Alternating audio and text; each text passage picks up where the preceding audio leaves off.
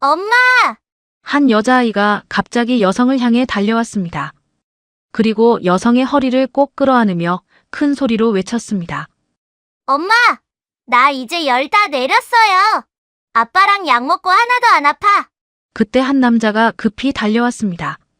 아, 죄송합니다. 정말 죄송합니다. 애가 사람을 착각했나 봐요. 남성은 허둥지둥 아이를 떼어내며 억지 웃음을 지었어요. 여성은 아무 말도 하지 못했고 남편은 그 남자를 똑바로 바라봤습니다. 그날 백화점에선 무슨 일이 벌어진 걸까요? 가장 믿었던 사람의 가장 추악한 진실 이야기. 지금 시작합니다. 그럼 사연 시작하겠습니다.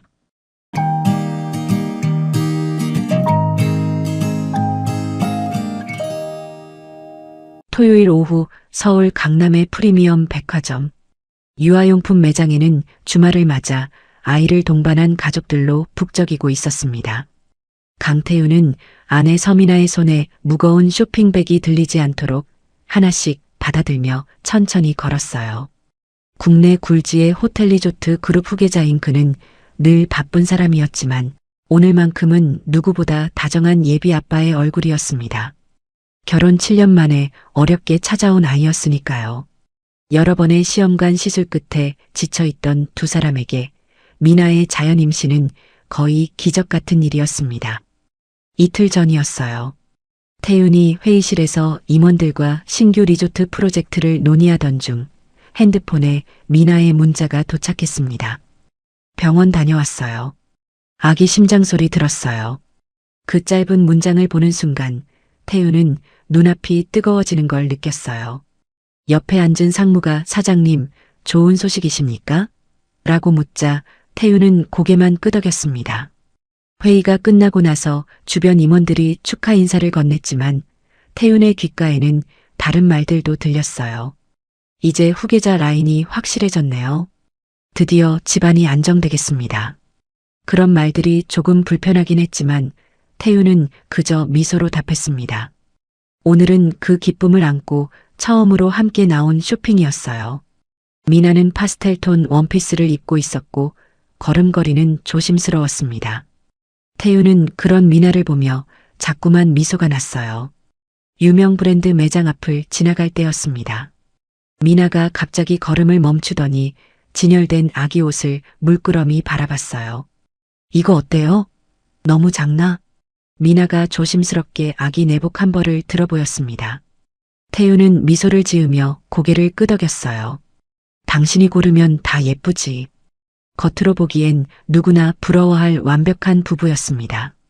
미나는 아나운서 출신답게 단정하고 우아했고 태윤은 냉철한 후계자라는 이미지와 달리 가족 앞에서는 한없이 부드러웠어요. 그런데 이상한 일이 있었습니다. 미나가 아기 옷을 고르면서도 자꾸 뒤를 돌아보는 거예요. 처음엔 한두 번이었지만 점점 횟수가 잦아졌습니다. 왜 그래? 태윤이 물었습니다. 아니에요, 아무것도. 그냥 사람이 많아서요. 미나는 그렇게 대답했지만 표정이 편해 보이지 않았어요. 이마에 살짝 땀방울까지 맺혀 있었습니다. 태윤은 피곤한가 보네. 조금만 더 보고 나가자라고 말하며 미나의 팔을 살짝 잡아줬어요. 그 평온은 불과 몇 초 만에 산산이 부서졌습니다. 키즈 라운지 앞을 지나던 순간이었어요. 9살쯤 되어 보이는 여자아이가 갑자기 미나를 향해 달려왔습니다. 그리고 아무 망설임도 없이 미나의 허리를 꼭 끌어안으며 큰 소리로 외쳤습니다. 엄마. 순간 공기가 멎는 것 같았어요. 미나의 얼굴이 순식간에 하얗게 질렸고 태윤의 손에 들린 쇼핑백이 바닥에 떨어졌습니다. 둔탁한 소리와 함께 안에 있던 아기 옷상자들이 굴러갔어요. 주변 사람들의 시선이 일제히 이쪽으로 쏠렸습니다. 아이는 너무도 자연스럽고 익숙한 몸짓으로 미나에게 매달렸어요. 단순히 닮은 사람을 본 아이의 반응이라고 하기엔 너무 절실했고 너무 익숙했습니다. 엄마, 나 열 다 내렸어요. 아이가 미나를 올려다보며 말했습니다. 그 눈빛에는 진짜 그리움이 담겨 있었어요. 아이의 손은 미나의 옷깃을 꽉 움켜쥐고 있었고 작은 어깨는 미나의 배에 닿을 듯 말듯 가까이 붙어 있었습니다. 미나는 입술이 파르르 떨렸지만 아무 말도 하지 못했어요. 두 손은 허공에 떠 있었고 눈동자는 좌우로 흔들렸습니다. 그때 한 남자가 급히 달려왔습니다. 39쯤 되어 보이는 평범한 차림의 남자였어요. 회색 티셔츠에 청바지, 운동화를 신고 있었고 이마에는 땀이 송글송글 맺혀 있었습니다. 그는 허둥지둥 아이를 떼어내며 억지 웃음을 지었어요. 죄송합니다. 애가 사람을 헷갈렸나 봅니다. 남자의 목소리는 떨리고 있었습니다. TV에서 본 사람이랑 비슷하면 자꾸 이러네요. 정말 죄송합니다. 그는 연신 고개를 숙이며 사과했지만 그 짧은 순간 미나와 눈이 마주쳤어요. 0.5초, 아니 그보다 짧은 순간이었지만 태우는 그것을 놓치지 않았습니다. 미나는 아무 말도 하지 못했고 태우는 그 남자를 똑바로 바라봤습니다. 남자는 재빨리 시선을 피했어요. 아이는 끌려가면서도 몇 번이나 뒤를 돌아봤습니다. 엄마. 아이의 목소리가 점점 멀어졌고 키즈라운지 반대편으로 사라졌어요. 주변 사람들은 수군거렸습니다. 뭐야? 진짜 엄마 아냐? 요즘 애들은 TV 많이 보니까. 근데 저 여자 누구더라? 방송인 아냐? 그 소리들이 미나의 귓가를 때렸습니다. 태윤이 입을 열었습니다. 누구야? 아는 아이야? 목소리는 낮았지만 또렷했어요. 미나는 한참을 입을 떼지 못하다가 겨우 대답했습니다. 아니요, 모르는 애예요. 그런데 그 말은 떨리고 있었어요. 목소리뿐만 아니라 시선도 계속 흔들렸습니다. 태윤은 미나의 눈을 가만히 들여다봤어요. 미나는 시선을 피했습니다. 그 순간 태윤은 직감적으로 알았습니다. 뭔가 이상하다는 걸요. 백화점을 나오는 길은 이상하리만큼 조용했습니다. 엘리베이터 안에서 둘은 아무 말도 하지 않았어요. 거울에 비친 두 사람의 모습은 완벽한 부부처럼 보였지만 그 사이를 가르는 공기는 차갑게 식어 있었습니다. 미나는 핸드폰을 꺼내 뭔가 확인하려다가 멈췄어요. 손가락이 화면 위에서 떨렸고 결국 그냥 핸드폰을 가방에 넣었습니다. 태윤은 옆눈질로 그 모습을 지켜봤습니다. 주차장에 도착했을 때 태윤이 다시 물었습니다. 혹시 재단에서 후원하는 아이인가? 미나는 잠시 망설이다가 대답했어요. 그런가? 신경 쓰지 마요, 그냥. 그 대답은 너무 애매했습니다. 확신도 없었고 부정도 아니었어요. 태윤은 차 시동을 걸었습니다. 집으로 돌아오는 차 안은 더욱 조용했습니다. 라디오도 켜지 않았고 에어컨 바람 소리만 작게 들렸어요. 태윤이 몇 번이나 말을 꺼내려 했지만 미나는 피곤하다는 말만 남긴 채 눈을 감았습니다. 창밖으로 스쳐가는 도시의 불빛이 미나 얼굴 위를 지나갈 때마다 태윤의 마음속에는 처음 느껴보는 낯선 균열이 조금씩 번져갔어요. 집에 도착했을 때 미나가 먼저 말했습니다. 피곤해서 먼저 들어갈게요. 현관문을 열고 들어가더니 곧장 침실로 향했어요. 태윤은 거실 소파에 앉았습니다. 쇼핑백을 테이블 위에 내려놓고 한참을 멍하니 바라봤어요. 오늘 샀던 아기 옷들, 작은 양말, 모자, 내복. 몇 시간 전만 해도 행복했던 그 물건들이 지금은 낯설게 느껴졌습니다. 아까 그 아이의 얼굴이 자꾸 떠올랐어요. 너무나 확신에 찬 목소리로 엄마라고 부르던 그 아이. 그리고 미나를 보던 그 남자의 눈빛. TV에서 본 사람과 헷갈렸다는 변명은 너무 어색했습니다. 아내가 아나운서 출신이라 그럴 수도 있겠다는 생각으로 마음을 잡아보려 했지만 어둠 속에서도 그 아이의 얼굴은 선명했습니다. 태윤은 소파 등받이에 머리를 기댔어요. 그렇게 아내에 대한 의심이 시작되었습니다. 그날 밤 태윤은 침대에 누웠지만 잠이 오지 않았습니다.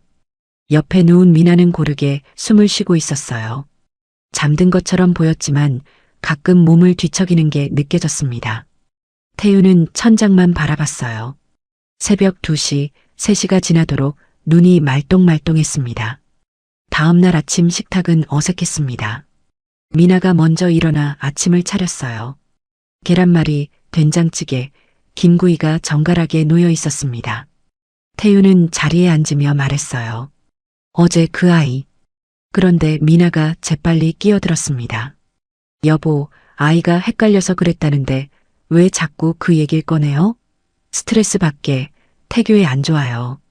그런 얘기는 하지 말아요. 목소리는 부드러웠지만 단호했어요. 태유는 숟가락을 들었지만 밥맛이 없었습니다. 백화점에서의 일이 있은 뒤부터 태유는 아내를 새삼스럽게 바라보게 됐습니다. 전엔 아무렇지 않게 지나쳤던 것들이 하나둘 마음에 걸리기 시작했어요. 미나는 임신이라며 집에서는 늘 피곤한 얼굴을 했지만 이상하게도 외출할 때만 되면 표정이 살아났습니다. 화요일 오전이었어요. 미나가 거울 앞에서 화장을 하고 있었습니다.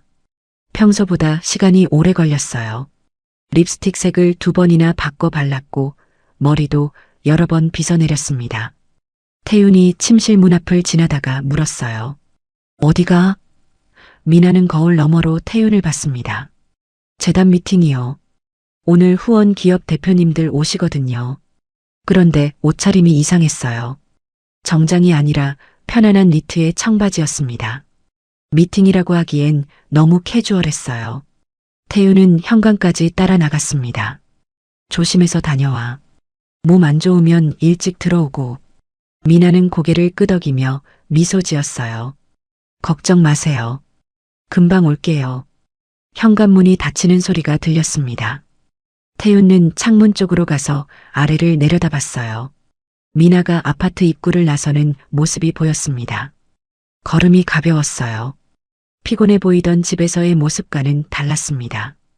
회사로 향하는 차 안에서 태윤은 계속 생각했습니다. 미행해볼까? 그런데 곧 고개를 저었어요. 에이 무슨. 빨간 신호등 앞에서 차가 멈췄을 때 태윤은 핸들을 꽉 쥐었습니다. 손등에 핏줄이 붉어졌어요. 결국 그는 회사로 향했습니다. 하지만 하루 종일 일이 손에 잡히지 않았어요. 오후 회의 시간이었습니다. 신규 호텔 프로젝트 보고가 진행되고 있었지만 태윤의 머릿속엔 다른 생각뿐이었어요. 사장님? 기획실장이 불렀습니다. 사장님, 제 설명 들으셨습니까? 태윤은 화들짝 정신을 차렸어요. 아, 미안합니다. 계속하세요. 옆에 앉은 부사장이 걱정스러운 눈빛으로 태윤을 봤습니다. 저녁 9시가 되자 태윤은 미나에게 전화했습니다.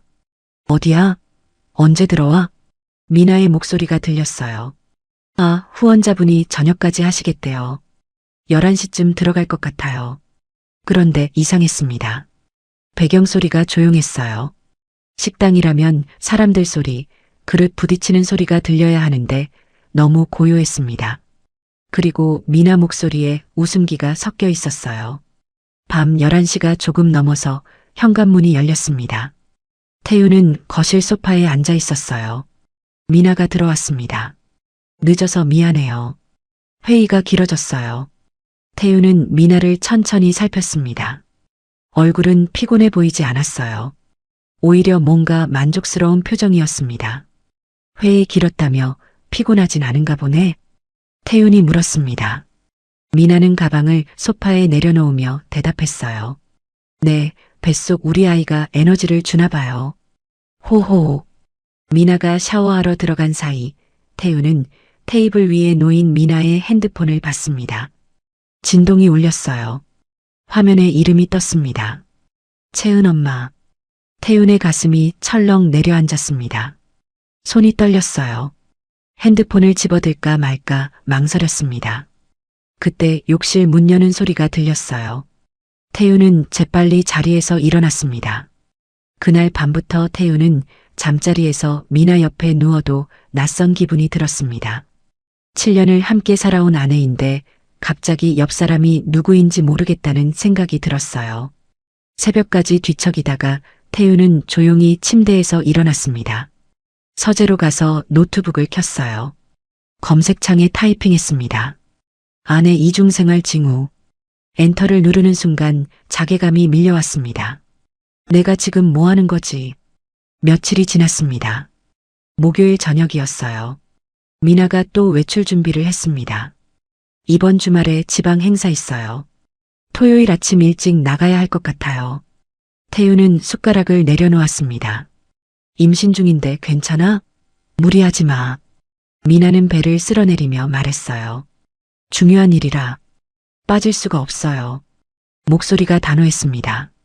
금요일 오후 태우는 임원회의 중이었습니다. 재무이사가 분기 실적을 보고하고 있었어요. 숫자들이 스크린에 떴지만 태윤의 눈에는 하나도 들어오지 않았습니다. 토요일, 미나가 어디로 가는 거지? 생각이 꼬리를 물었어요. 사장님? 재무이사가 불렀습니다. 질문 있으십니까? 태윤은 고개를 저었어요. 아니요, 없습니다. 옆에 앉은 전무가 걱정스럽게 물었습니다. 사장님, 요즘 컨디션이 안 좋으신 것 같은데. 태윤은 웃으며 손을 흔들었어요. 아닙니다. 괜찮습니다. 회의가 끝난 뒤 태윤은 집무실로 돌아왔습니다.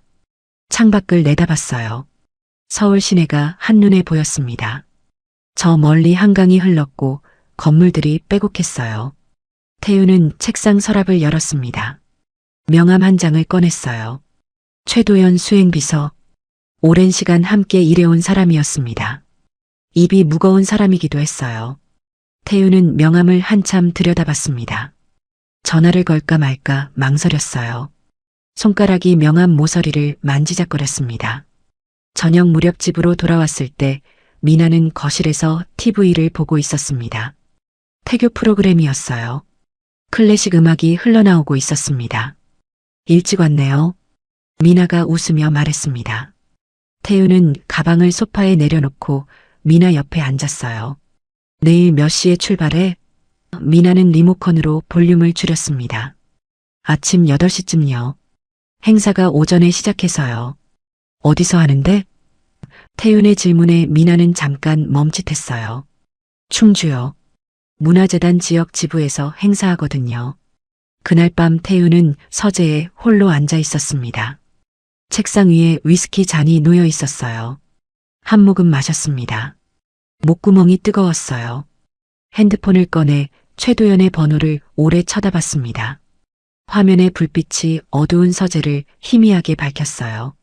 손가락이 통화 버튼 위에서 맴돌았습니다. 확인해야 해. 이대로는 못 살아. 태윤은 입술을 깨물었어요. 그러나 결국 전화를 걸지 않았습니다. 핸드폰을 책상 위에 내려놓고 다시 잔을 들었어요. 창밖으로 서울의 야경이 펼쳐져 있었습니다. 불빛들이 반짝였지만 태윤의 눈에는 그 어떤 것도 아름답게 보이지 않았습니다. 서재의 시계가 새벽 1시를 가리키고 있었습니다. 태윤은 여전히 책상 앞에 앉아 있었어요. 노트북 화면에는 회사 보고서가 떠 있었지만 한 줄도 읽히지 않았습니다. 글자들이 눈앞에서 흐려졌어요. 태윤은 안경을 벗고 미간을 주물렀습니다. 위스키 잔은 이미 비어 있었어요. 목이 말랐습니다. 태윤은 자리에서 일어나 조용히 서재 문을 열었어요. 복도는 어두웠습니다. 침실 쪽에서 희미한 불빛만 새어나오고 있었어요. 미나는 이미 잠든 듯 했습니다. 태윤은 슬리퍼를 질질 끌지 않으려 조심하며 부엌 쪽으로 걸었어요. 그때였습니다. 복도 모퉁이를 돌아서려는 순간 작은 목소리가 들렸어요. 태윤의 발걸음이 멈췄습니다. 거실 쪽에서 들려오는 소리였어요. 미나의 목소리였습니다. 아주 낮고 조심스러웠어요. 마치 누군가를 깨우지 않기 위해 숨을 죽이고 속삭이는 것처럼요. 태윤은 벽 쪽으로 몸을 기댔습니다. 심장이 빠르게 뛰기 시작했어요. 약은 먹였어? 미나의 목소리가 다시 들렸습니다. 잠시 침묵이 흘렀어요. 전화 통화를 하고 있는 것 같았습니다. 열은 좀 내렸어? 또 침묵. 태윤은 숨소리를 최대한 죽였어요. 손바닥에 땀이 배어나기 시작했습니다. 기침은 괜찮아졌어? 미나가 다시 물었습니다. 목소리가 점점 부드러워지고 있었어요. 태윤이 집에서 한 번도 들어본 적 없는 톤이었습니다. 그건 누군가를 걱정하는 사람의 목소리였어요. 아니, 더 정확히 말하면 아이를 걱정하는 엄마의 목소리였습니다. 이제 아픈 데는 괜찮지? 미나의 말이 이어졌어요. 잠깐의 침묵 후 미나가 작게 한숨을 쉬었습니다. 울지 마. 엄마 내일 꼭 갈게. 그 말을 듣는 순간 태윤의 온몸이 얼어붙었습니다. 손끝이 차갑게 식어갔어요. 등줄기로 식은땀이 흘러내렸습니다. 미나는 계속 말했어요. 채은아, 괜찮아. 금방 나을 거야. 엄마가 내일 가면 맛있는 것도 사줄게. 채은? 태윤은 벽에 등을 바짝 붙였어요. 다리에 힘이 빠지는 것 같았습니다. 준호는 잘 자고 있어? 미나가 물었습니다. 준호? 또 다른 이름이었어요. 태윤의 머릿속이 하얗게 비어갔습니다. 응, 그래. 동생한테 고맙다고 전해줘. 미나의 목소리에 안도가 섞여 있었어요. 태윤은 주먹을 꽉 쥐었습니다. 통화가 끝나는 소리가 들렸습니다. 미나가 한숨을 길게 내쉬었어요. 태윤은 재빨리 몸을 돌려 서재 쪽으로 향했습니다. 슬리퍼 소리가 날까봐 발을 살짝 들어걸었어요. 서재 문 앞에 거의 다 왔을 때 뒤에서 미나가 복도를 지나가는 발소리가 들렸습니다. 태윤은 서재 문틈 사이로 미나를 봤습니다. 미나는 핸드폰을 손에 쥔 채 침실로 향하고 있었어요. 얼굴에는 이상할 만큼 평온한 표정이 떠 있었습니다. 누군가를 속인 뒤의 불안이나 죄책감이 아니었어요. 오히려 제자리로 돌아온 사람 같은 안도감이었습니다. 미나가 침실 문을 닫는 소리가 났어요. 태윤은 서재로 들어가 문을 조용히 닫았습니다. 그리고 그대로 바닥에 주저앉았어요. 양손으로 얼굴을 감쌌습니다. 숨이 거칠게 나왔어요. 가슴이 답답했습니다. 손이 떨렸어요. 아까 들었던 미나의 목소리가 귓가에 맴돌았습니다. 엄마 내일 꼭 갈게. 채은아, 괜찮아. 준호는 잘 자고 있어? 태윤은 책상을 짚고 간신히 일어났습니다. 의자에 앉았어요. 노트북 화면은 꺼져 있었고 검은 화면에 자신의 얼굴이 희미하게 비쳤습니다. 창백한 얼굴, 굳어진 입술, 흔들리는 눈동자. 태윤은 자신의 모습을 한참 들여다봤어요. 시계를 봤습니다. 새벽 1시 40분이었어요. 태윤은 서랍에서 핸드폰을 꺼냈습니다. 최도연의 번호가 저장되어 있었어요. 엄지손가락이 화면 위에서 맴돌았습니다. 새벽이라 전화하긴 그렇고 문자를 보낼까 생각했어요. 하지만 뭐라고 써야 할지 막막했습니다. 아내를 조사해달라고? 손가락이 핸드폰 위에서 떨렸어요. 결국 태윤은 핸드폰을 다시 내려놓았습니다. 창밖을 봤어요. 밤하늘에 별은 보이지 않았습니다. 서울의 불빛들이 너무 밝아서요. 아파트 건너편 건물에도 불이 켜진 창문들이 몇 개 보였어요. 저 집들에서도 누군가는 잠 못 이루고 있을까요? 태윤은 다시 미나의 말을 떠올렸습니다. 아이를 걱정하는 엄마의 목소리. 그건 결코 우연히 흉내낼 수 있는 말투가 아니었어요. 오랜 시간 함께한 사람만이 가질 수 있는 익숙함이었습니다. 약을 챙기고 열을 확인하고 기침 소리를 듣고 울지 말라고 달래는 목소리. 그건 생활이었어요. 일상이었습니다. 채은과 준호. 태윤은 그 이름들을 속으로 되뇌었습니다. 두 아이. 미나에게는 두 명의 아이가 있는 걸까요? 아니면 미나가 돌보는 누군가의 아이일까요? 재단에서 후원하는 아동일 수도 있었어요. 태윤은 스스로를 달래려 했습니다. 아직 모르잖아. 확실한 게 아니야. 하지만 마음 한구석에서는 이미 진실을 알고 있었습니다. 백화점에서 미나를 향해 달려오던 아이의 얼굴, 그 아이를 급히 데려간 남자의 당황한 표정, 밤늦게 들어올 때마다 지나치게 멀쩡한 미나의 모습, 그리고 오늘 밤 복도에서 들은 그 목소리. 모든 것이 하나로 이어지고 있었어요. 태윤은 책상 서랍을 다시 열었습니다. 최도연의 명함을 꺼냈어요. 형광등 불빛 아래서 명함을 들여다봤습니다. 수행비서 최도연. 핸드폰 번호와 이메일 주소가 적혀 있었어요. 태윤은 명함을 책상 위에 올려놓았습니다. 창밖으로 희미하게 동이 트기 시작했습니다. 새벽 5시쯤 됐나 봐요. 태윤은 한숨도 자지 못했습니다. 눈은 충혈되어 있었고 목은 바짝 말라 있었어요. 물을 마시러 나가려다가 멈췄습니다. 미나와 마주칠 수도 있었어요. 지금 얼굴을 보이고 싶지 않았습니다. 얼마 뒤 침실에서 소리가 났습니다. 미나가 일어난 모양이었어요. 화장실 물 내리는 소리, 세면대 수돗물 소리가 들렸습니다. 발소리가 복도를 지나 부엌으로 향했어요. 냉장고 여는 소리, 물 따르는 소리, 일상적인 아침 소리들이었습니다. 태우는 서재 문을 조금 열었습니다. 미나가 부엌에서 물을 마시고 있는 모습이 보였어요. 배가 불러온 옆모습이었습니다. 미나는 배를 쓸어내리며 창밖을 봤어요. 표정은 평온했습니다. 어젯밤 누군가와 통화하던 그 사람이 맞나 싶을 정도로요. 아침이 되고 해가 완전히 떴습니다. 태우는 양복으로 갈아입었어요. 거울을 봤습니다. 눈 밑에 다크서클이 짙게 내려앉아 있었어요. 세수를 했지만 피곤함은 가시지 않았습니다. 넥타이를 매는 손이 계속 떨렸어요. 2번이나 다시 매야 했습니다. 거실로 나갔을 때 미나가 아침 식탁을 차리고 있었습니다. 일찍 일어나셨네요. 미나가 웃으며 말했어요. 태윤은 고개만 끄덕였습니다. 오늘 충주 간다며?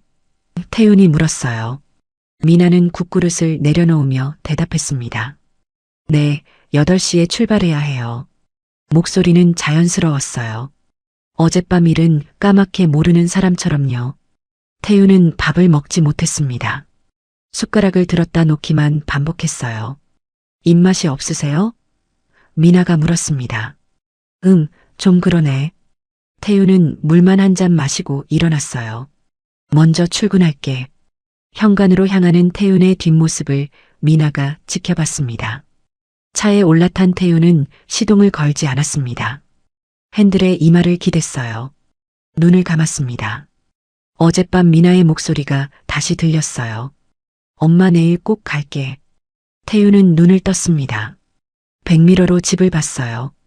거실 창문에 미나의 그림자가 비쳤습니다. 태윤은 주머니에서 핸드폰을 꺼냈습니다. 최도연에게 문자를 보냈어요. 오늘 오전에 시간 되면 사무실로 와주세요. 개인적으로 부탁할 일이 있습니다. 전송 버튼을 누르는 손가락이 떨렸습니다. 오전 10시 태윤의 집무실 문이 조용히 열렸습니다. 최도연이 들어왔어요. 39의 나이에 이미 10년 넘게 태윤 곁을 지켜온 사람이었습니다. 태윤은 창가에 서서 밖을 내다보고 있었어요. 등만 보여도 평소와 다르다는 게 느껴졌습니다. 사장님 부르셨습니까? 도연이 조심스럽게 말했습니다. 태윤은 천천히 돌아섰어요. 눈 밑 다크서클이 유난히 짙었습니다. 앉아요. 태윤이 소파를 가리켰어요. 도연은 자리에 앉았고 태윤도 맞은편에 앉았습니다. 탁자 위에 커피잔이 놓였지만 둘 다 손대지 않았어요. 한참 동안 침묵이 흘렀습니다. 태윤은 손가락으로 소파 팔걸이를 톡톡 두드렸어요. 입술을 몇 번이나 달싹였지만 말이 쉽게 나오지 않았습니다. 도연은 기다렸어요. 재촉하지 않았습니다. 이번 일은 태윤이 드디어 입을 열었습니다. 절대 비밀이야. 누구에게도 말하면 안 돼. 목소리가 낮게 깔렸어요. 알겠습니다. 도연이 고개를 숙였습니다. 태윤은 창밖을 봤어요. 고층 빌딩들이 즐비하게 서 있었습니다. 미나. 그 이름을 부르는 것조차 힘들었어요. 태윤은 주먹을 쥐었다 폈다를 반복했습니다. 미나 최근 일정을. 실제로 어디를 다녔는지 확인해줘. 도연의 눈빛이 잠깐 흔들렸습니다. 놀란 표정이었어요. 하지만 곧 평소의 냉정함을 되찾았습니다. 알겠습니다. 언제부터 확인하면 될까요? 태윤은 손으로 얼굴을 쓸어내렸어요. 최근 한 달만. 특히 지방 출장이라고 했던 날들. 도연은 메모를 꺼내 적었습니다. 도연이 나간 뒤 태윤은 혼자 남았습니다. 집무실은 넓었지만 갑자기 답답하게 느껴졌어요. 넥타이를 풀었습니다. 셔츠 윗단추도 풀었어요. 창문을 열자 차가운 바람이 들어왔습니다. 11월의 공기였어요. 태윤은 눈을 감았습니다. 어젯밤 복도에서 들었던 미나의 목소리가 귓가를 맴돌았어요. 일주일이 지났습니다. 그 기간 동안 태우는 집에서 미나와 평소처럼 지냈어요. 아침 식사를 함께 했고 저녁에 일찍 들어오는 날엔 같이 TV를 봤습니다. 미나는 배가 더 불러왔어요. 임신 7개월이 넘어가고 있었습니다. 태우는 미나가 소파에서 일어날 때 손을 잡아주기도 했어요. 그럴 때마다 미나는 고맙다며 미소 지었습니다. 하지만 태윤의 속마음은 달랐습니다. 미나와 눈을 마주칠 때마다 가슴속에 칼날이 서 있는 것 같았어요. 웃으며 대화를 나누면서도 머릿속으로는 계속 계산하고 있었습니다. 오늘은 어디 간다고 했지? 귀가. 시간은 몇 시라고 했지?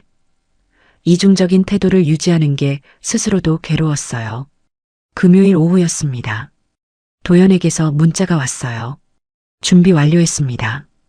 태윤은 핸드폰 화면을 한참 들여다봤습니다. 손가락이 떨렸어요. 내일 오전 9시 집무실로라고 답장을 보냈습니다. 전송 버튼을 누르고 나서 태윤은 의자에 깊숙이 몸을 기댔어요. 천장의 조명이 눈부셨습니다. 그날 밤 집으로 돌아왔을 때 미나는 거실에서 뜨개질을 하고 있었습니다. 아기 모자를 뜨고 있었어요. 노란색 털실이었습니다. 일찍 왔네요. 미나가 웃으며 말했어요. 응, 오늘은 일찍 끝났어. 태윤은 가방을 소파에 내려놓고 미나 옆에 앉았습니다. 그거 예쁘네. 미나는 뜨고 있던 모자를 들어 보였어요. 아직 반도 안 됐어요. 서툴러서요.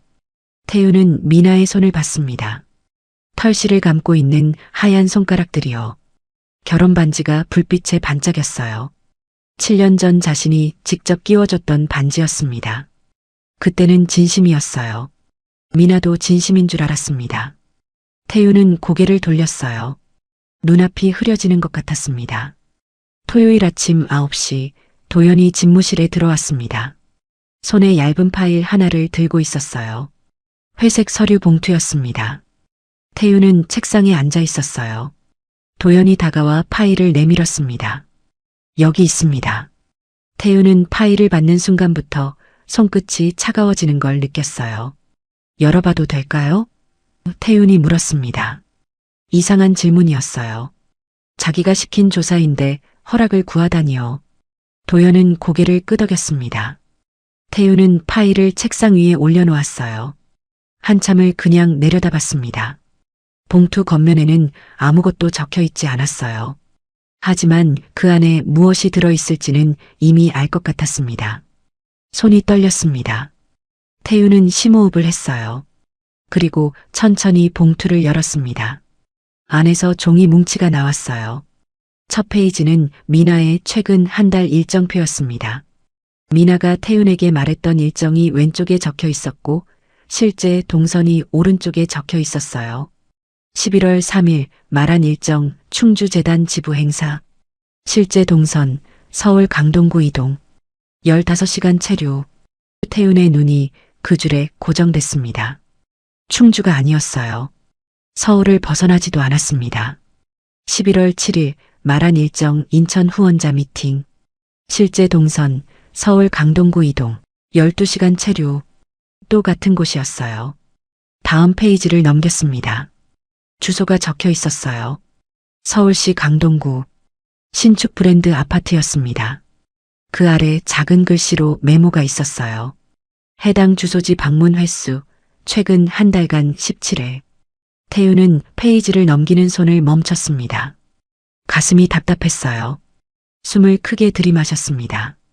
도연은 조용히 서 있었어요. 아무 말도 하지 않았습니다. 태윤은 다음 장을 넘겼어요. 카드 결제 내역이 나왔습니다. 꽃집 35,000원, 아동병원 15만원, 키즈카페 42,000원, 학용품 매장 87,000원. 목록이 계속 이어졌어요. 아이옷 가게, 장난감 가게, 분식집, 마트. 모두 그 아파트 근처에 있는 곳들이었습니다. 하나하나가 생활의 흔적이었어요. 누군가의 집, 누군가의 아이들, 누군가의 일상. 이건 태윤의 목소리가 갈라졌습니다. 말을 잇지 못했어요. 도연이 조심스럽게 말을 이었습니다. 차량 호출 기록도 확인했습니다. 그 주소지로 간 날이 총 21번입니다. 태우는 고개를 들어 도연을 봤어요. 눈빛이 흔들렸습니다. 계속 말해봐. 도연은 파일 뒤쪽을 넘겼습니다. 사진들이 나왔어요. 주차장 CCTV 캡처 화면이었습니다. 흑백이라 선명하진 않았지만 사람 윤곽은 알아볼 수 있었어요. 이건 11월 5일 오후 2시경입니다. 도연이 사진을 가리켰어요. 미나로 보이는 여자가 한 남자와 함께 걷고 있었습니다. 그 옆으로 작은 아이 2명의 그림자가 보였어요. 태우는 사진을 집어들었습니다. 눈을 가까이 대고 들여다봤어요. 남자의 얼굴은 흐릿했습니다. 하지만 키와 체형이 백화점에서 봤던 그 사람과 비슷했어요.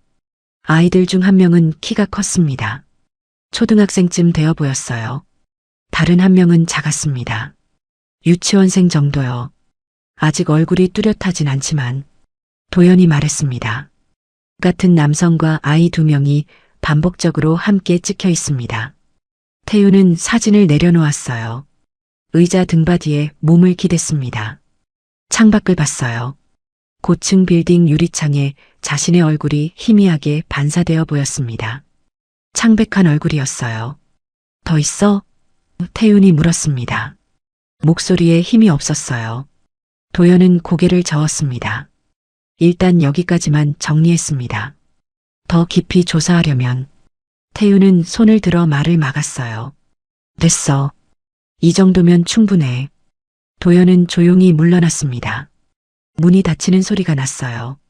태윤은 혼자 남았습니다. 책상 위에 펼쳐진 서류들을 다시 봤어요. 일정표, 주소, 결제 내역, 사진들. 이것들은 단순한 추측이 아니었습니다. 부정할 수 없는 증거였어요. 태윤은 의자에서 일어나 창가로 갔습니다. 아래를 내려다봤어요. 토요일 오전이라 거리에 사람들이 많았습니다. 가족 단위로 걷는 사람들도 보였어요. 아이 손을 잡고 가는 부부들. 태윤은 그 모습을 멍하니 바라봤습니다. 사랑이라 믿었던 결혼 생활, 어렵게 찾아온 아이, 조심스럽게 꾸려가던 미래. 그 모든 것이 이 몇 장의 종이 앞에서 허무하게 흔들리고 있었습니다. 핸드폰이 울렸습니다. 미나였어요. 저녁 뭐 드시고 싶으세요? 제가 준비할게요. 문자 내용은 다정했습니다. 태윤은 핸드폰 화면을 한참 들여다봤어요. 답장을 써야 했습니다. 하지만 손가락이 움직이지 않았어요. 한참 뒤에야 겨우 답장을 보냈습니다. 아무거나 괜찮아요. 태윤은 다시 책상으로 돌아왔습니다. 서류들을 천천히 파일에 넣었어요. 봉투를 닫았습니다. 그리고 책상 서랍 깊숙한 곳에 넣었어요. 자물쇠를 잠갔습니다. 일주일이 지난 토요일 아침이었습니다. 미나가 외출 준비를 하고 있었어요. 재단 후원자 미팅 있어요. 점심때쯤 끝날 것 같아요. 미나는 거울 앞에서 머리를 빗으며 말했습니다.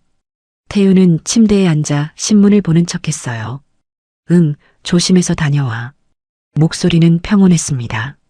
미나는 립스틱을 바르고 가방을 챙겼어요. 저녁은 집에서 먹을게요. 현관문이 닫히는 소리가 났습니다.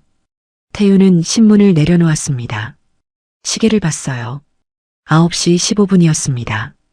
태윤은 창가로 가서 아래를 내려다봤습니다. 미나가 아파트 정문을 나서는 모습이 보였어요. 택시를 잡았습니다. 택시가 멈춰섰고 미나가 뒷좌석에 탔어요. 차가 출발했습니다. 태윤은 옷을 갈아입었습니다. 청바지에 검은색 후드티를 입었어요. 평소엔 절대 입지 않는 옷차림이었습니다. 모자를 깊이 눌렀었어요. 선글라스도 챙겼습니다. 거울을 봤어요. 낯선 사람 같았습니다. 그게 오늘은 필요했어요. 지하 주차장으로 내려갔습니다. 자신의 차가 아니라 비서 전용차를 가져왔어요. 검은색 평범한 승용차였습니다. 시동을 걸었습니다. 핸들을 꽉 쥐었어요. 손에 땀이 났습니다. 가야 해. 직접 봐야 해. 태윤은 스스로에게 말했습니다. 도연이 알려준 주소를 내비게이션에 입력했습니다.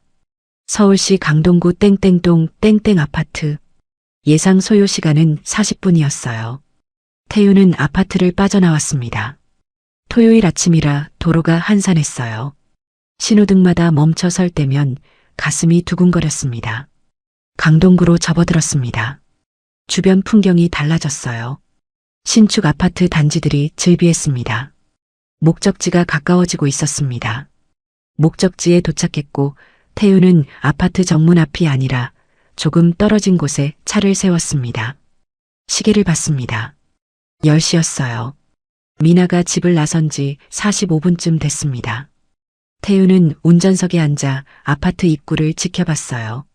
사람들이 드나들고 있었습니다. 주말이라 가족 단위가 많았어요. 평범한 아파트의 평범한 주말 풍경이었습니다. 10시 20분쯤이었습니다. 택시 한 대가 아파트 앞에 멈춰 섰어요. 미나가 내렸어요. 태우는 모자를 더 깊이 눌렀었습니다. 미나는 경비실을 지나 안쪽으로 걸어갔어요. 걸음걸이가 익숙했습니다. 처음 오는 곳이 아니라는 게 느껴졌어요. 잠시 후 한 남자가 나타났습니다. 회색 점퍼에 청바지를 입고 있었어요. 백화점에서 봤던 바로 그 남자였습니다. 남자는 미나를 보자 손을 들어 인사했어요. 미나가 다가갔습니다. 두 사람이 나란히 섰어요. 남자가 자연스럽게 미나가 든 쇼핑백을 받아들었습니다. 그 행동은 연인의 것도 아니었고 가벼운 사이의 것도 아니었어요. 오래 함께 살아온 사람만이 가질 수 있는 무심한 익숙함이었습니다. 태우는 차 안에서 숨을 죽였습니다. 손이 떨려서 핸들을 꽉 쥐었어요. 손등에 핏줄이 붉어졌습니다. 그때 아파트 단지 안쪽에서 아이 목소리가 들렸어요. 엄마. 태우는 몸을 앞으로 숙였습니다. 초등학생으로 보이는 여자아이가 뛰어왔습니다. 백화점에서 미나에게 달려왔던 바로 그 아이였습니다. 채은이었어요. 아이는 미나에게 달려가 팔을 벌렸습니다. 미나가 허리를 숙여 아이를 안았어요. 그 동작은 너무도 자연스러웠습니다. 낯선 아이를 어색하게 대하는 게 아니라 매일 얼굴을 맞대는 엄마의 몸짓이었어요. 뒤에서 더 작은 아이가 따라왔습니다. 3살쯤 되어 보이는 남자아이였어요. 아장아장 걸어오는 모습이 아직 아기 같았습니다. 미나는 채은을 놓고 작은 아이에게 손을 내밀었어요. 아이가 미나 손을 잡았습니다. 준호야, 엄마 왔어. 미나의 목소리가 바람을 타고 희미하게 들렸어요. 4사람은 함께 건물 입구로 향했습니다. 남자가 앞장서서 문을 열었어요. 채은이 먼저 들어가고 미나가 준호 손을 잡고 뒤따랐습니다. 남자가 마지막으로 들어갔어요. 문이 완전히 닫혔습니다. 태우는 운전대에 이마를 기댔어요. 눈을 감았습니다. 숨이 거칠게 나왔어요. 가슴이 답답했습니다. 방금 본 장면이 눈앞에 계속 떠올랐어요. 미나가 아이를 안던 모습, 준호 손을 잡던 모습, 4사람이 함께 들어가던 모습. 시간이 흘렀습니다. 태우는 차에서 내리지 않고 그냥 앉아서 그 건물만 바라봤습니다. 오후 3시쯤이었습니다. 창문이 열렸어요. 미나로 보이는 사람이 창가에 서 있었습니다. 밖을 내다보고 있었어요. 햇살이 그 얼굴을 비췄습니다. 미나였어요. 표정이 보이진 않았지만 자세가 편안해 보였습니다. 집에서 볼 때의 긴장된 모습이 아니었어요. 태우는 주먹을 쥐었습니다. 4시가 넘어갔습니다. 태우는 여전히 차 안에 있었어요. 시트에 깊숙이 몸을 묻혔습니다. 모자는 눈썹까지 내려왔고 선글라스는 아직 쓰고 있었어요. 지나가는 사람들은 차 안을 들여다보지 않았습니다. 해가 기울기 시작했습니다. 11월의 해는 빨리 졌어요. 5시쯤 되자 하늘이 붉게 물들었습니다. 아파트 창문들에 하나둘 불이 켜지기 시작했어요. 저녁 준비를 하는 시간이었습니다. 2층 그 집 창문에서도 불빛이 환해졌어요. 창문 너머로 식탁이 보였습니다. 4사람이 둘러앉아 있었어요. 저녁을 먹고 있는 것 같았습니다. 채은이 무언가 말하는 모습이 보였어요. 미나가 고개를 끄덕이며 웃었습니다. 남자가 준호에게 뭔가 떠먹여주는 것 같았어요. 평범한 가족의 저녁 식사였습니다. 태우는 차 안에서 그 장면을 한참 지켜봤습니다. 입술을 깨물었어요. 입안에 비린 맛이 돌았습니다. 눈가가 뜨거워졌어요. 하지만 눈물은 나오지 않았습니다. 너무 큰 충격은 눈물도 나오지 않게 만드나 봤어요. 6시가 되자 하늘이 완전히 어두워졌어요. 태우는 시동을 걸었습니다. 엔진 소리가 조용한 주택가에 울렸어요. 백미러로 아파트를 마지막으로 봤습니다. 2층 창문에 여전히 불이 켜져 있었어요. 그 안에서 미나가 웃고 있었습니다. 태윤이 집에서 본 적 없는 얼굴로요. 차가 천천히 움직이기 시작했습니다. 아파트가 점점 멀어졌어요. 태윤은 핸들을 꽉 쥔 채 앞만 봤습니다. 강변북로에 진입했습니다. 한강이 어둠 속에서 검게 흘렀어요. 다리 위 가로등 불빛들이 물에 반사되어 일렁였습니다. 태윤은 라디오도 켜지 않았어요. 침묵 속에서 운전했습니다.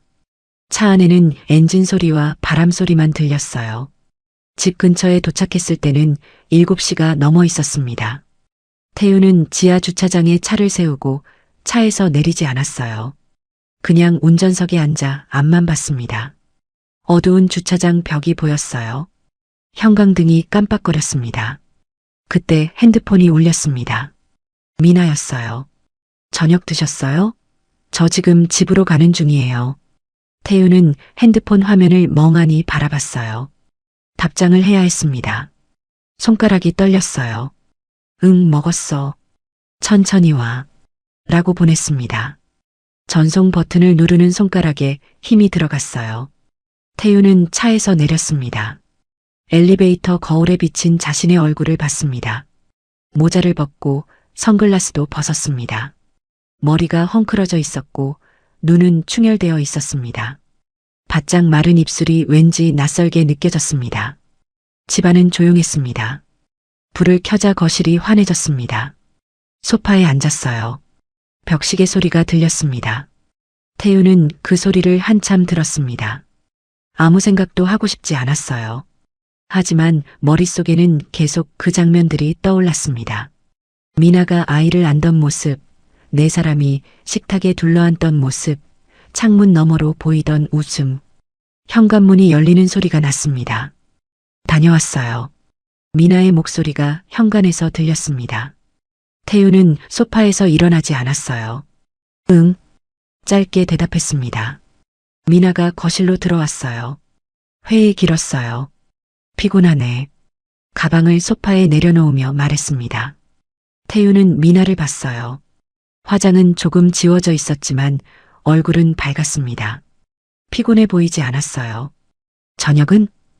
미나가 물었습니다. 먹었어. 태윤의 목소리는 덤덤했어요. 미나는 부엌으로 가서 물을 마셨습니다. 저도 회의 때 샌드위치 먹었어요. 배불러요. 거짓말이 자연스러웠어요. 태윤은 미나가 물 마시는 모습을 지켜봤습니다. 2시간 전 창문 너머로 봤던 저녁 식탁이 떠올랐어요. 그날 밤 태윤은 또다시 잠들지 못했습니다. 태윤은 천장만 바라봤습니다. 머릿속이 복잡했어요. 오늘 본 것이 전부일까요? 아니면 더 깊은 무언가가 있을까요? 확실히 알아야 해. 태윤은 결심했습니다. 월요일 아침 태윤은 일찍 출근했습니다. 집무실에 도착하자마자 도연을 불렀어요. 더 조사해야 할 것 같아. 도연은 고개를 끄덕였습니다. 어디까지 하시겠습니까? 태윤은 창밖을 봤어요. 미나와 그 남자. 언제부터 알고 지낸 사이인지 알아봐줘. 결혼 전 기록도 찾아봐. 며칠 뒤 태윤은 법무팀 회의실에 있었습니다. 도연뿐만 아니라 그룹 법무팀장과 오세린 변호사도 함께였어요. 오세린은 태윤 집안을 오래 맡아온 베테랑 변호사였습니다. 회의실 문이 닫혔어요. 오늘 이 자리에서 나눈 이야기는 절대 밖으로 나가선 안 됩니다. 태윤의 목소리가 낮게 깔렸습니다. 테이블 위에 두꺼운 파일이 놓였습니다. 오세린이 파일을 펼쳤어요. 먼저 과거 기록부터 말씀드리겠습니다. 첫 장에는 주소 이력이 적혀 있었어요. 서민아 씨와 윤도혁 씨는 사장님과 결혼하시기 전부터 이미 같은 주소지에 거주한 기록이 있습니다. 태윤의 손가락이 테이블을 톡톡 두드렸어요. 정확히는 결혼 2년 전부터입니다. 약 3년간 함께 살았던 것으로 보입니다. 오세린이 서류를 넘기며 설명했습니다. 주변 이웃들 증언도 확보했는데요. 당시 두 사람을 부부로 알고 있었다고 합니다. 태윤은 주먹을 쥐었어요. 손등에 핏줄이 붉어졌습니다. 채은이라는 아이는 오세린이 다음 장을 펼쳤습니다. 두 사람이 함께 살던 시기에 출생했습니다. 출생신고는 윤도혁 씨 단독으로 되어 있고요. 태윤은 눈을 감았어요. 숨을 깊이 들이마셨습니다. 그럼 미나는 그 상태로 나한테 접근한 거야? 말끝이 떨렸어요. 도연이 조심스럽게 말했습니다. 사장님과 결혼하신 뒤에도 관계를 유지한 것으로 보입니다. 주말마다 그 아파트를 방문했고 카드 결제 내역도 계속 이어집니다. 태윤은 책상을 짚고 일어섰어요. 창가로 갔습니다. 서울 시내가 한눈에 보였지만 아무것도 보이지 않았어요. 준호라는 아이는요? 태윤이 물었습니다. 등을 보이고 서 있었어요.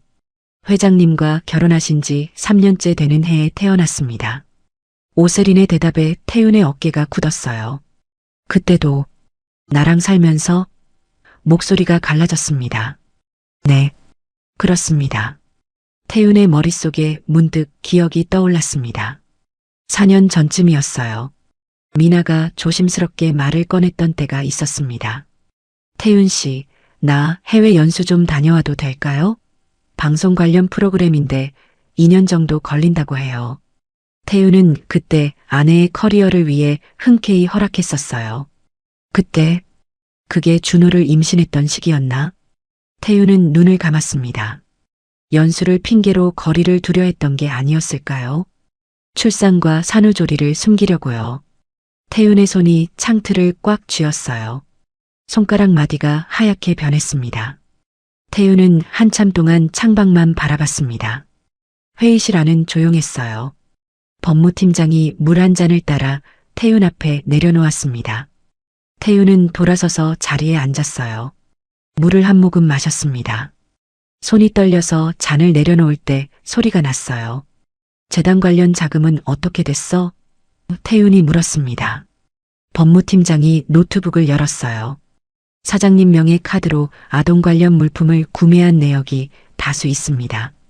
영수증 처리는 재단 후원으로 되어 있고요. 화면에 엑셀표가 떴습니다. 총액이? 법무팀장이 말을 멈췄어요. 얼마야? 태윤의 목소리가 차가웠습니다. 지난 3년간 약 8천만 원입니다. 태윤은 웃음이 나올 뻔했어요. 쓴웃음이었습니다. 그 돈으로 다른 남자아이들 키운 거네. 회의실이 다시 조용해졌어요. 오세린이 조심스럽게 말했습니다. 사장님, 이건 단순 외도가 아닙니다. 처음부터 계획된 혼인으로 봐야 합니다. 태윤은 오세린을 봤어요. 무슨 뜻이죠? 서민아 씨가 사장님께 접근한 과정을 조사했습니다. 파일에서 새로운 서류가 나왔습니다. 7년 전 재단 행사에서 처음 만나셨다고 하셨죠? 태윤은 고개를 끄덕였어요. 그 행사는 우연이 아니었습니다. 서민아 씨 측에서 공통 지인을 통해 사장님 일정을 미리 파악했던 정황이 있습니다. 오세린이 서류를 가리켰어요. 이분이 당시 중개 역할을 한 것으로 보입니다. 태윤은 그 이름을 봤습니다. 아는 사람이었어요. 방송계 인맥으로 가끔 만나던 PD였습니다. 이 사람이. 태윤의 목소리가 떨렸어요. 네. 서민아 씨에게 사장님에 대한 정보를 제공했고 재단 행사에 동행하도록 주선했습니다. 도연이 덧붙였습니다. 그 뒤로도 몇 차례 더 우연한 만남이 이어집니다. 모두 사전에 계획된 것으로 보입니다. 태윤은 주먹을 쥐었어요.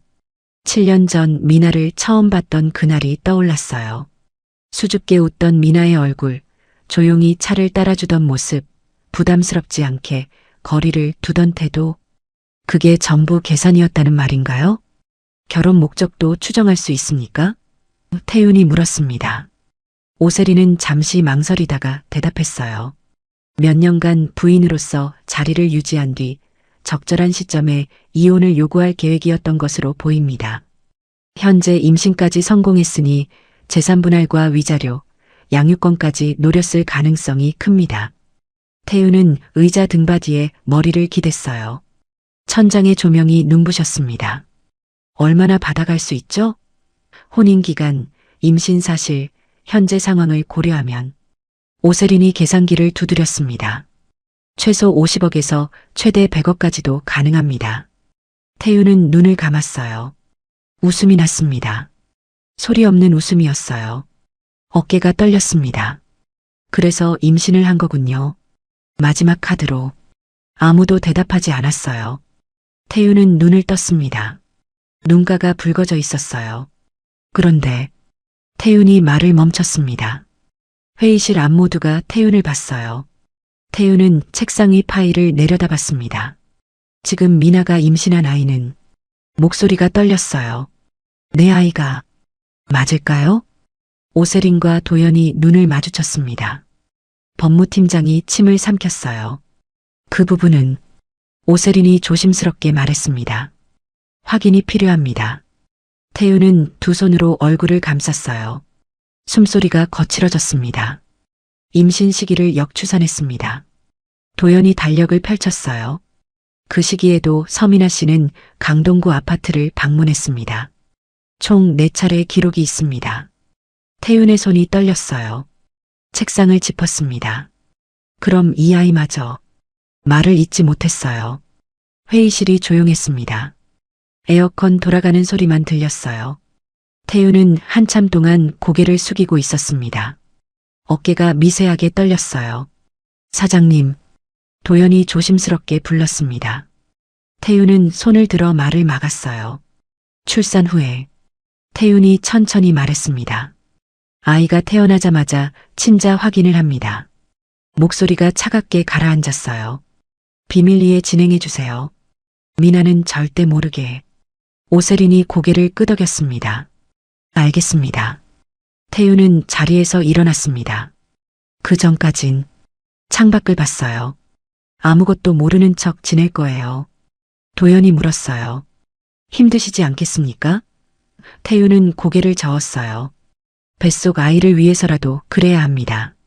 내 아이든 아니든 아직은. 회의가 끝났습니다. 모두 나갔고 태윤만 남았어요. 회의실 탁자 위에는 두꺼운 파일들이 쌓여 있었습니다. 태윤은 그것들을 한참 내려다봤어요. 7년간의 결혼 생활이 몇 장의 종이로 정리되어 있었습니다. 주소 기록, 카드 내역, 사진들, 증언들. 태윤은 파일을 천천히 닫았습니다. 손이 떨렸어요. 가슴속이 텅 빈 것 같았습니다. 사랑이라 믿었던 것, 가족이라 꿈꿨던 것, 미래라 그렸던 것들이 모두 거짓이었어요. 태윤은 의자에 앉았습니다. 두 손으로 얼굴을 감쌌어요. 눈가가 뜨거워졌습니다. 문자가 왔습니다. 미나였어요. 오늘 저녁 일찍 들어오세요. 미역국 끓일게요. 태윤은 핸드폰 화면을 한참 들여다봤어요. 미역국. 임산부가 남편을 위해 끓이는 음식. 다정한 아내의 모습. 그것마저 연기일까요? 태윤은 답장을 보냈습니다. 알았어. 일찍 갈게. 전송 버튼을 누르는 손가락에 힘이 들어갔어요. 창밖으로 해가 지고 있었습니다. 빌딩 사이로 붉은 석양이 내려앉았어요. 아름다운 풍경이었지만 태윤의 눈에는 아무것도 들어오지 않았습니다. 그는 그저 창가에 서서 멍하니 밖을 바라볼 뿐이었어요. 한 달이 흘렀습니다. 태윤은 집에서 평소와 똑같이 지냈어요. 아침마다 미나가 차려준 식사를 했고 저녁엔 함께 TV를 봤습니다. 미나의 배는 점점 불러왔어요. 임신 8개월을 넘어서고 있었습니다. 태윤은 미나가 계단을 오를 때 손을 잡아주기도 했어요. 소파에서 일어날 때면 허리를 받쳐주기도 했습니다. 하지만 그럴 때마다 가슴속 어딘가가 얼어붙는 것 같았어요. 12월 중순 출산 예정일이 다가왔습니다. 어느 날 새벽이었어요. 미나가 태윤을 흔들어 깨웠습니다. 태윤 씨, 배가 아파요. 목소리가 떨리고 있었어요. 태윤은 벌떡 일어났습니다. 진통? 미나는 고개를 끄덕이며 배를 움켜쥐었어요. 응, 병원 가야 할 것 같아요. 아이고 배야. 태우는 재빨리 옷을 갈아입었습니다. 미리 준비해둔 가방을 챙겼어요. 미나를 부축해서 엘리베이터로 향했습니다. 미나는 태윤의 팔을 꽉 잡았어요. 무섭네요. 미나가 작게 말했습니다. 태윤은 아무 대답도 하지 않았어요. 그저 미나를 차에 태웠습니다. 병원까지 20분이 걸렸습니다. 새벽이라 도로가 한산했어요. 신호등마다 태윤은 미나를 힐끗 봤습니다. 미나는 눈을 감고 숨을 고르고 있었어요. 이마에 땀이 맺혀 있었습니다. 태윤의 손은 핸들을 꽉 쥐고 있었어요. 내 아이일까 아닐까? 그 생각이 머릿속을 떠나지 않았습니다. 병원에 도착했습니다. 응급실 입구에 차를 세우고 휠체어를 가져왔어요. 미나를 태워 안으로 들어갔습니다. 간호사들이 달려왔어요. 몇 주 차세요? 38주입니다. 태윤이 대답했습니다. 진통 간격은요? 5분 정도요. 미나가 신음하며 말했어요. 분만실로 옮겨졌습니다. 의사가 검진을 했어요. 자궁경부가 많이 열렸네요. 곧 수술 들어가야겠습니다. 태윤은 복도에 서 있었어요. 분만실 문이 닫혔습니다. 빨간 불이 켜졌어요. 수술 중이라는 표시판이 붙었습니다. 태윤은 복도 의자에 앉았습니다. 시계를 봤어요. 새벽 4시 30분이었습니다. 복도는 조용했어요. 형광등 소리만 희미하게 들렸습니다. 태윤은 두 손을 깍지 끼고 기도하듯 모았어요. 하지만 기도가 나오지 않았습니다. 그저 제발 이라는 말만 속으로 되뇌었어요. 1시간이 지나고 2시간이 지났어요. 태윤은 복도를 오가며 걸었습니다. 분만실 문을 몇 번이나 바라봤어요. 안에서는 아무 소리도 들리지 않았습니다. 태윤은 창밖을 봤어요. 동이 트고 있었습니다. 하늘이 점점 밝아졌어요. 오전 7시쯤이었습니다. 분만실 문이 열렸어요. 의사가 나왔습니다. 태윤은 달려갔어요. 어떻게 됐습니까? 의사는 마스크를 벗으며 말했습니다. 출산은 무사히 끝났습니다. 남자아이고요. 태윤의 가슴이 쿵 내려앉았어요. 산모는요? 잘 계십니다. 곧 회복실로 옮길 겁니다. 아기는? 태윤이 물었습니다. 의사의 표정이 조금 굳었어요. 지금 신생아 중환자실로 옮기고 있습니다. 태윤의 얼굴이 하얗게 질렸어요. 네. 왜요? 무슨 문제라도. 아기 상태가 예상보다 좋지 않습니다. 호흡이 불안정하고 심박수도 불규칙해요. 태윤은 다리에 힘이 빠지는 것 같았습니다. 벽을 짚었어요. 심각한 겁니까? 의사는 손을 내저었습니다. 아직은 모릅니다. 정밀 검사를 해봐야 알 수 있어요. 희귀질환 가능성도 배제할 수 없고요. 태윤은 눈을 감았어요. 숨을 깊이 들이마셨습니다. 신생아 중환자실 앞으로 갔습니다. 유리창 너머로 보육기 안에 누워있는 작은 아기가 보였어요. 온몸에 선들이 연결되어 있었습니다. 모니터 화면에 숫자들이 깜빡였어요. 태윤은 유리에 손을 댔습니다. 차가웠어요. 저 아이가 내 아이일까? 태윤의 머릿속에 그 생각이 또 떠올랐습니다.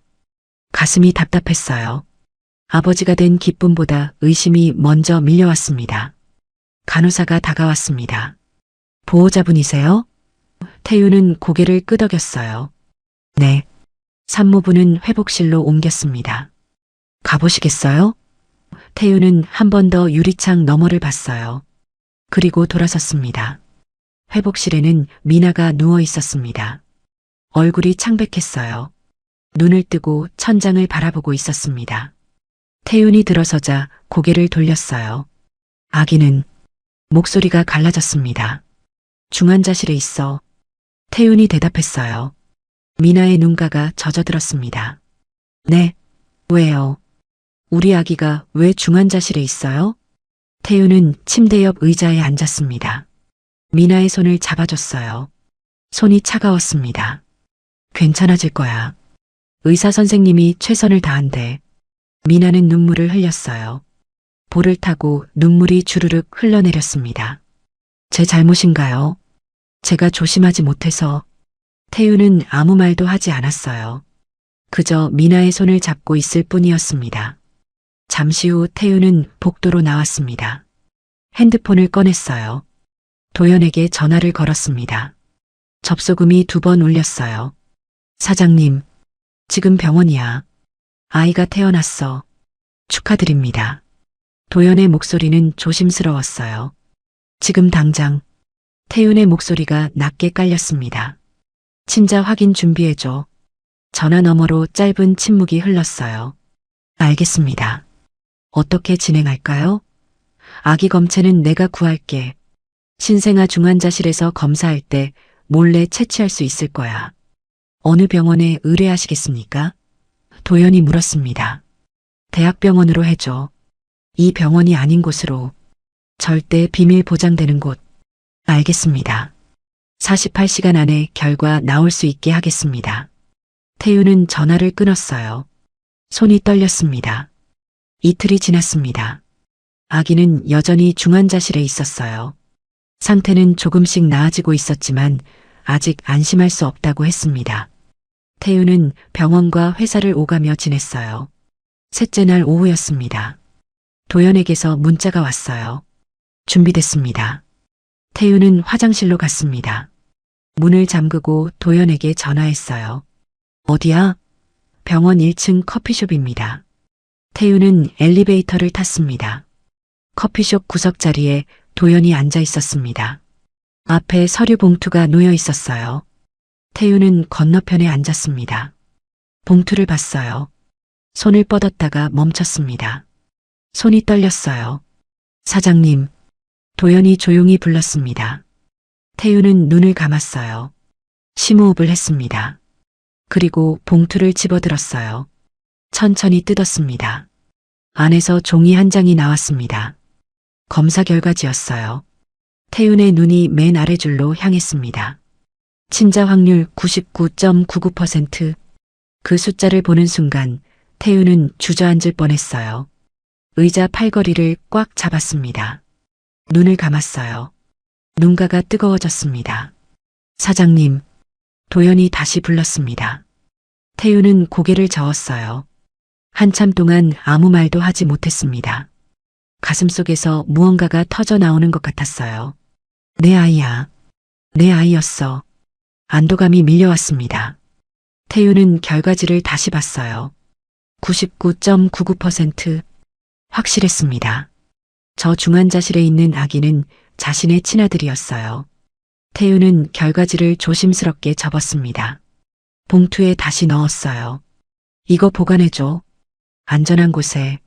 도연이 봉투를 받았습니다. 태윤은 자리에서 일어났습니다. 다리에 힘이 들어갔어요. 고생했어. 도연에게 말하고 커피숍을 나왔습니다. 복도를 걸어 엘리베이터로 향했어요. 거울에 비친 자신의 얼굴을 봤습니다. 눈가가 붉어져 있었어요. 신생아 중환자실로 갔습니다.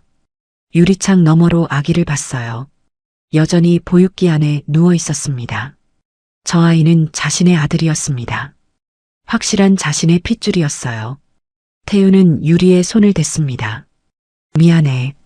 작게 중얼거렸습니다. 회복실로 돌아왔습니다. 미나가 침대에 앉아 있었어요.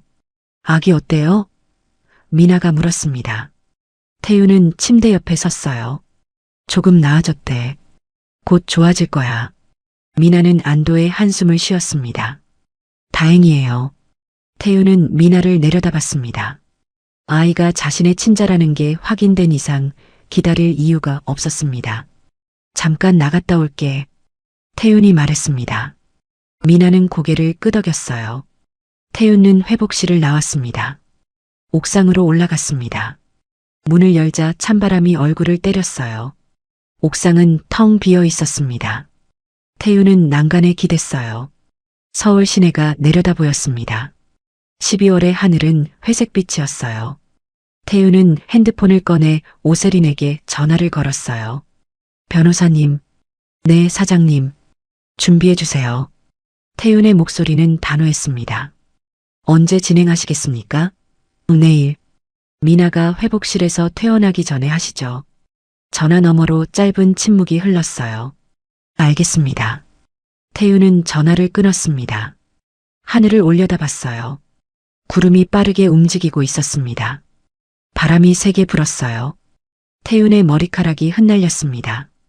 그는 눈을 감았어요. 내일이면 끝이야. 입술을 깨물었습니다. 가슴속 어딘가가 무너지는 것 같았지만 동시에 단단해지기도 했어요. 다음 날 오전 태윤은 두꺼운 서류 봉투를 들고 회복실로 들어갔습니다. 미나는 침대에 기대 앉아 있었어요. 병원 가운을 입고 있었고 머리는 뒤로 묶여 있었습니다. 어디 다녀오세요? 미나가 물었어요. 태윤은 대답하지 않았습니다. 침대 옆 테이블에 봉투를 내려놓았어요. 이게 뭐예요? 미나의 목소리가 떨렸습니다. 태윤은 의자에 앉았어요. 미나를 똑바로 바라봤습니다. 열어봐. 미나는 봉투를 집어들었어요. 손이 떨렸습니다. 천천히 봉투를 열었어요. 안에서 서류들이 쏟아져 나왔습니다. 첫 장은 아파트 출입 기록이었습니다. 날짜와 시간이 빼곡히 적혀 있었어요. 미나의 얼굴이 하얗게 질렸습니다. 다음 장을 넘겼어요. 카드 결제 내역이었습니다. 아동병원, 키즈카페, 학용품점. 미나의 손에서 서류가 떨어졌어요. 이건 미나가 입술을 달싹했습니다. 말이 나오지 않았어요. 태윤은 차갑게 말했습니다. 당신 정체가 뭐야? 미나가 고개를 들어 태윤을 봤어요. 눈동자가 흔들렸습니다. 당신은 처음부터 내 인생에 계획적으로 들어온 사람이었어. 모든 게 다 당신 뜻대로 될 줄 알았겠지? 어떻게 당신이 나한테 이럴 수가 있어? 7년. 자그마치 7년이야. 아니지 2년 동안은 그놈 아이 낳으러 해외에 가 있었을 테니까 5년인가? 미나는 고개를 저었습니다. 아니에요. 태윤 씨, 그게 아니에요. 목소리가 갈라졌어요. 태윤은 서류를 하나씩 집어들었습니다. 윤도혁? 당신이 결혼 전부터 함께 살던 사람. 미나의 입술이 파르르 떨렸어요. 채은과 준호. 그 사람 아이들. 설명할 수 있어요. 미나가 침대 시트를 움켜쥐었습니다. 내가 설명할게요. 태윤은 손을 들어 말을 막았어요. 내가 지금까지 기다린 건 당신 때문이 아니야. 목소리가 낮게 깔렸습니다. 내 아이 때문이야. 그 말에 미나의 얼굴에서 핏기가 싹 가셨습니다. 뭐라고요? 정말 얼마나 가슴 졸였는지 몰라. 다행히 내 아이더라고. 정말 많이 참고 참아서 이렇게 조용히 얘기하는 걸 고맙게 생각해. 태윤은 차갑게 웃었어요. 그리고 자리에서 일어났어요. 변호사가 곧 올 거야. 필요한 서류 작성하고 문을 향해 걸어갔습니다. 태윤 씨, 미나가 외쳤어요. 하지만 태윤은 돌아보지 않았습니다.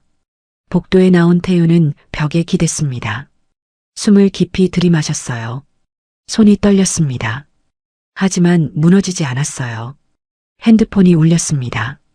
도연이었어요. 사장님, 상황이 생겼습니다. 무슨 일이야? 윤도혁 씨가 움직이고 있습니다. 그날 오후 강동구 아파트에서는 다른 일이 벌어지고 있었습니다.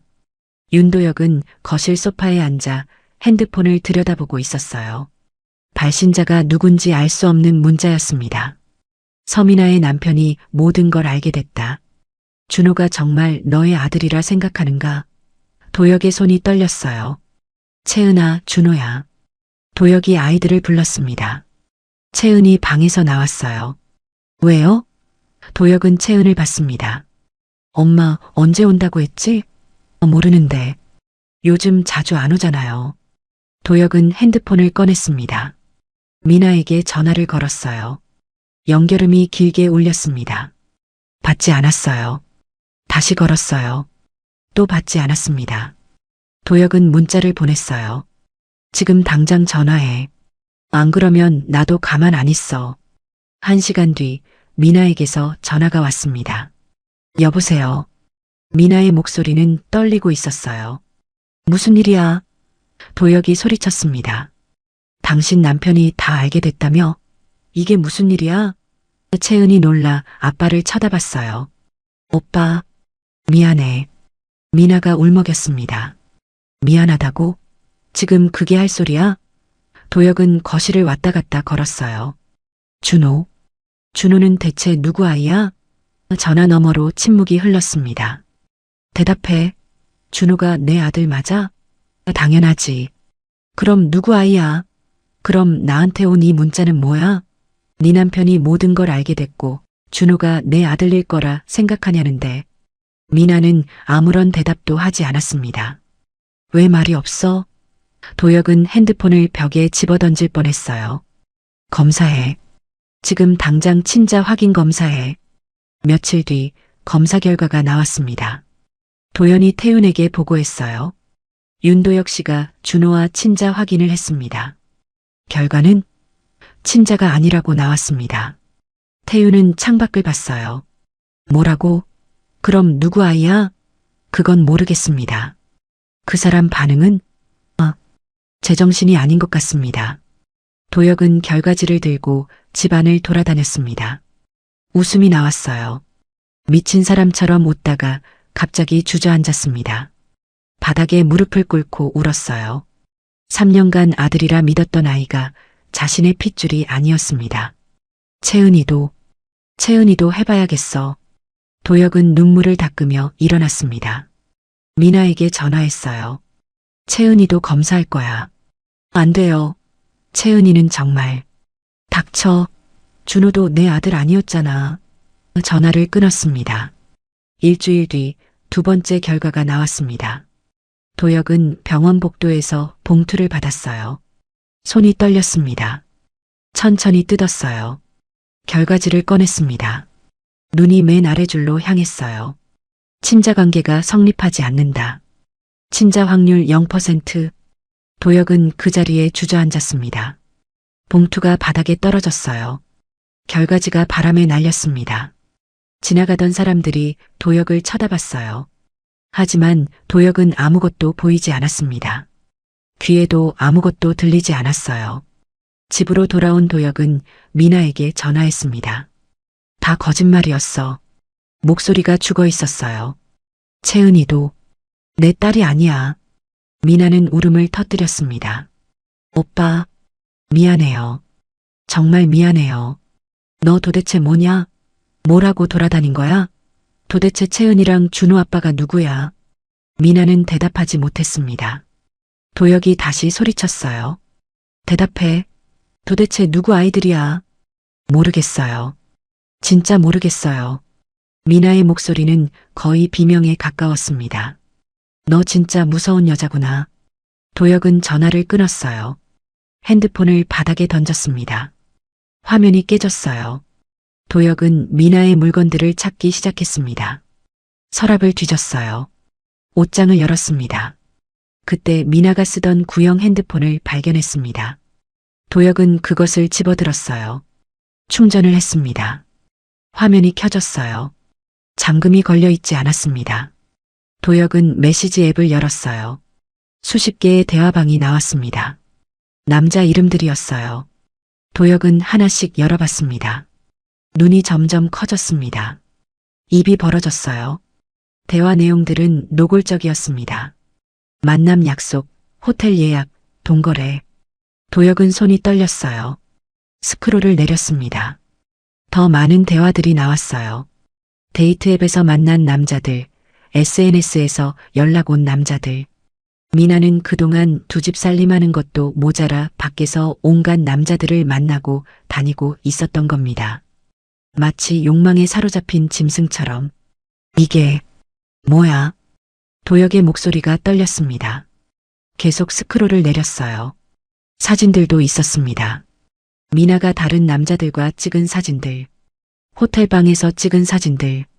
도혁은 핸드폰을 던져버렸어요.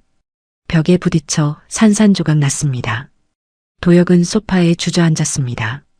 두 손으로 머리를 감쌌어요. 10년을 뭐 한 거야? 목소리가 갈라졌습니다. 눈가가 뜨거워졌어요. 참았던 눈물이 볼을 타고 주르륵 흘러내렸습니다. 채은이 방에서 나왔습니다. 아빠, 왜 그래요? 도혁은 채은을 봤어요. 10살짜리 아이. 자신의 딸이 아닌 아이. 누구 딸인지도 모르는 아이. 채은아. 도혁의 목소리가 떨렸습니다. 아빠가 미안하다. 그날 밤 도혁은 집을 나갔습니다. 큰 가방 하나만 들고 나왔어요. 뒤돌아보지 않았습니다. 핸드폰도 꺼버렸어요. 거의 10년을 키우며 함께 살았지만 자신의 아이가 아니라는 사실을 알게 된 이상 더 이상 애정이 생겨나지 않았어요. 아이들이 어떻게 되던 말던 신경 쓰고 싶지 않았습니다. 도혁은 딱 그 정도의 어른이었던 거죠. 채은과 준호는 집에 남겨졌습니다. 채은이 준호 손을 잡고 창밖을 봤어요. 아빠, 어디가? 준호가 물었습니다. 채은은 대답하지 못했어요. 며칠 뒤 이웃 주민이 신고했습니다. 옆집에서 아이 우는 소리만 계속 들려요. 아동보호 담당자들이 왔어요. 문을 열었습니다. 채은과 준호가 거실에 앉아 있었어요. 냉장고는 텅 비어 있었습니다. 채은의 눈은 붉게 충혈되어 있었어요. 엄마는? 담당자가 물었습니다. 안 와요. 채은이 작게 대답했어요. 아빠는? 나갔어요. 준호가 울기 시작했습니다. 채은이 준호를 안았어요. 괜찮아. 엄마 곧 올 거야. 하지만 미나는 오지 않았습니다. 미나는 그때 이미 구치소에 있었어요. 사기, 횡령, 기망혼인, 아동방임 혐의로 구속됐습니다. 채은과 준호는 보호시설로 이송됐어요. 시설차가 도로를 달렸습니다. 준호는 채은 품에 안겨 잠들어 있었어요. 채은은 준호 머리를 쓰다듬었습니다. 눈물이 났어요. 하지만 소리내어 울지 않았습니다. 그저 조용히 눈물만 흘렸어요. 창밖으로 겨울 하늘이 회색빛으로 펼쳐져 있었습니다. 석 달이 지났습니다. 3월의 봄바람이 불기 시작했어요. 태유는 그동안 아이 치료에 매달렸습니다. 신생아 중환자실에서 나온 아이는 집으로 왔어요. 이름은 강민준이었습니다. 희귀질환 진단은 받았지만 치료를 시작했고 조금씩 나아지고 있었어요. 회사 일도 바빴습니다. 신규 리조트 프로젝트가 마무리 단계였어요. 임원회의, 투자자, 미팅, 현장 점검. 태유는 정신없이 움직였습니다. 바쁘게 지내는 게 차라리 나았어요. 생각할 시간이 없었으니까요. 미나에 대해선 일부러 생각하지 않으려 했습니다. 구속 소식을 들었고 재판이 진행 중이라는 것도 알고 있었어요. 하지만 직접 찾아갈 생각은 없었습니다. 끝난 일이었으니까요. 그런데 어느 날 밤 태유는 문득 생각했습니다. 끝을 내야겠다. 복수도 아니고 분노를 쏟아내려는 것도 아니었어요. 그저 자신의 마음에서 그 여자를 완전히 밀어내고 싶었습니다. 정리하고 싶었어요. 다음 날 아침 태유는 교도소에 면회 신청을 했습니다. 승인이 났어요. 면회일은 토요일 오후 2시였습니다. 태유는 달력에 표시했어요. 빨간 펜으로 동그라미를 쳤습니다. 토요일이 왔습니다. 태유는 검은색 정장을 입었어요. 넥타이를 맸습니다. 거울을 봤어요. 석 달 전보다 야윈 얼굴이었습니다. 눈 밑 다크서클은 여전했어요. 하지만 눈빛은 예전보다 단단해져 있었습니다. 교도소까지는 차로 1시간 반이 걸렸습니다. 외곽 지역이었어요. 태유는 차 문을 열고 내렸습니다. 면회 신청서를 작성했습니다. 몇 분 뒤 면회실로 향했습니다. 안에는 투명한 아크릴 칸막이가 있었어요. 의자가 양쪽에 하나씩 놓여 있었습니다. 태유는 한쪽 의자에 앉았어요. 손을 무릎 위에 올려놓았습니다. 심장이 빠르게 뛰었어요. 잠시 뒤 반대편 문이 열렸습니다. 교도관이 먼저 들어왔어요. 그 뒤로 미나가 들어왔습니다. 태유는 숨을 멈췄어요. 미나는 완전히 다른 사람이 되어 있었습니다. 윤기나던 머리는 푸석하게 말라 있었어요. 단정하게 올라가던 입꼬리는 힘없이 내려앉아 있었습니다. 뺨은 움푹 들어가 있었고 눈 밑에는 짙은 다크서클이 내려앉아 있었어요. 회색 수의를 입고 있었습니다. 미나는 의자에 앉았습니다. 태윤을 봤어요. 눈동자가 떨렸습니다. 입술을 달싹였지만 말이 나오지 않는 것 같았어요. 태윤도 말을 하지 못했습니다. 그저 칸막이 넘어 미나를 바라볼 뿐이었어요. 몇 분간 침묵이 흘렀습니다. 면회실 안은 조용했어요. 환풍기 돌아가는 소리만 희미하게 들렸습니다. 미나가 먼저 입을 열었어요. 와줘서 고마워요. 목소리는 갈라져 있었습니다. 태윤은 대답하지 않았습니다. 미나는 칸막이에 손을 댔어요. 민준이는 어때요? 태윤의 턱이 굳었습니다. 괜찮아. 치료 잘 받고 있어. 짧게 대답했어요. 미나의 눈가가 붉어졌습니다. 다행이에요. 다시 침묵이 흘렀습니다. 태윤은 미나를 똑바로 봤어요. 할 말 있어서 왔어. 미나는 고개를 들었습니다. 태윤의 목소리는 낮고 차분했어요. 당신은 나를 도구 삼아 불을 쌓고 다른 남자를 방패 삼아 평온한 가정을 연기하며 뒤에서는 세상 모든 쾌락을 탐닉하며 살았겠지. 내가 설계한 그 완벽한 기만 속에 내가 가장 비참한 조연이었을 뿐이고. 미나의 눈빛이 흔들렸습니다. 태윤이 말을 이었어요. 당신은 결국 당신의 그 그릇된 욕망이 당신 스스로를 망친 거야. 미나의 입술이 떨렸습니다. 눈가가 점점 뜨거워졌어요. 참았던 눈물이 볼을 타고 주르륵 흘러내렸습니다. 돈으로 신분 세탁이라도 하면 인생이 바뀔 줄 알았어? 태윤의 목소리가 계속 이어졌습니다. 당신이 바꾼 건 당신 인생이 아니라 당신을 믿어준 사람들의 인생이야. 나, 윤도혁, 채은이, 준호. 당신을 믿었던 모든 사람들의 인생. 당신이 한 모든 짓이 얼마나 무모하고 무서운 짓이었는지 알긴 알아? 미나는 고개를 떨궜습니다. 어깨가 떨렸어요. 태윤 씨, 목소리가 거의 속삭임에 가까웠습니다. 아이들만은, 채은이랑 준호만은. 태윤은 손을 들어 말을 막았어요.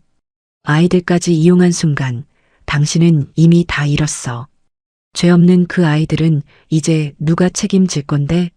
미나는 두 손으로 얼굴을 감쌌습니다. 울음을 삼켰어요. 어깨가 들썩였습니다. 태윤은 그 모습을 한참 지켜봤어요. 가슴속 어딘가가 무너지는 것 같았습니다. 하지만 무너지지 않았어요. 왜? 미나가 얼굴을 들었습니다. 눈은 빨갛게 충혈되어 있었어요. 왜 이렇게 됐을까요?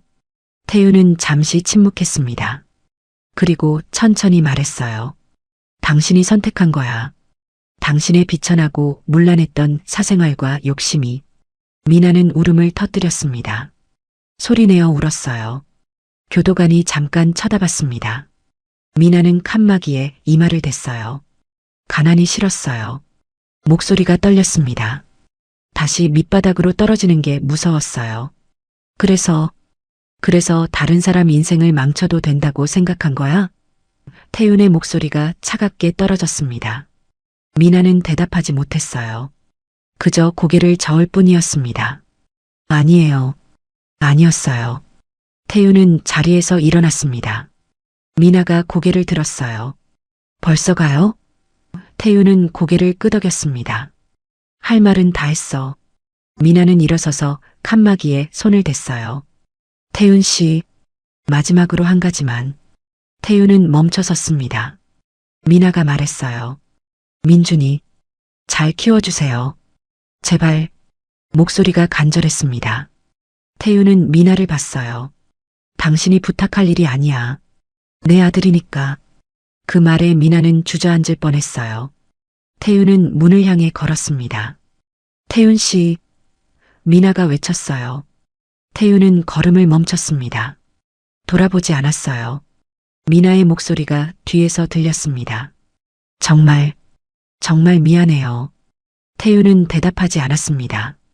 그대로 문을 열고 나갔어요. 문이 닫히는 소리가 났습니다. 복도에 나온 태윤은 벽에 기댔어요.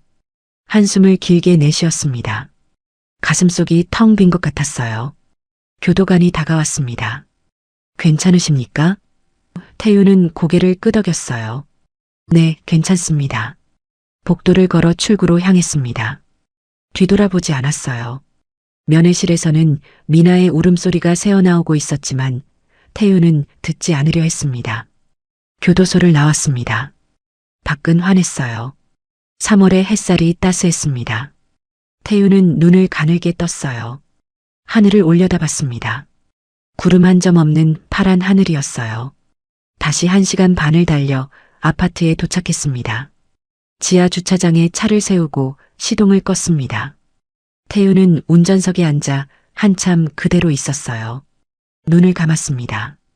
오늘 본 미나의 얼굴이 떠올랐어요.